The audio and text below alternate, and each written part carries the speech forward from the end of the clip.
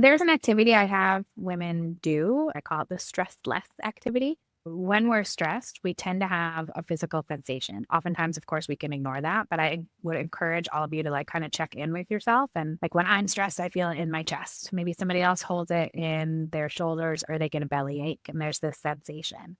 So the idea with this activity is we make a list of all of our stressors, like what is causing that sensation. And there's no judgment here. The list is just for you. So there's no rationalizing it away. I think we tend to do this a lot, especially as women. Oh, I shouldn't be stressed about that. The neighbor has it worse, or, that kind of stuff. No, no, no. It doesn't matter. Like literally, if it stresses you out that the curtains are pink and you want them blue, it goes on the list. So anything that causes stress, we're just observing at this point.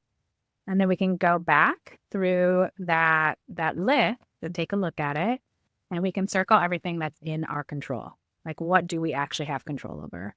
And of those things in our control, what can you give away? What can you delegate to somebody else?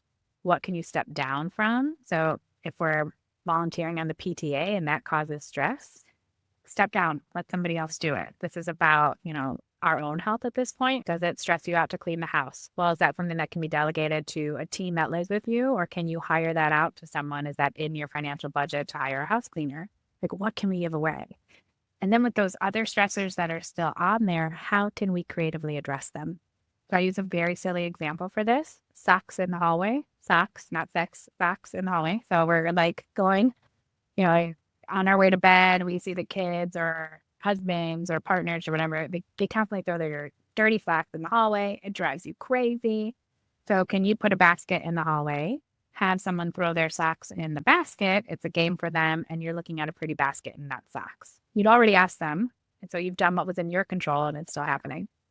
So it's a silly example of the creative way to address a stressor. There are others. But then if there's someone in your life that's supporting you and you feel comfortable doing so, sharing that list with them so that they can see, oh, this is causing you stress. Well, I can take that off your plate, or we can hire this out once a month or something like that. So that's distributing the load a little more.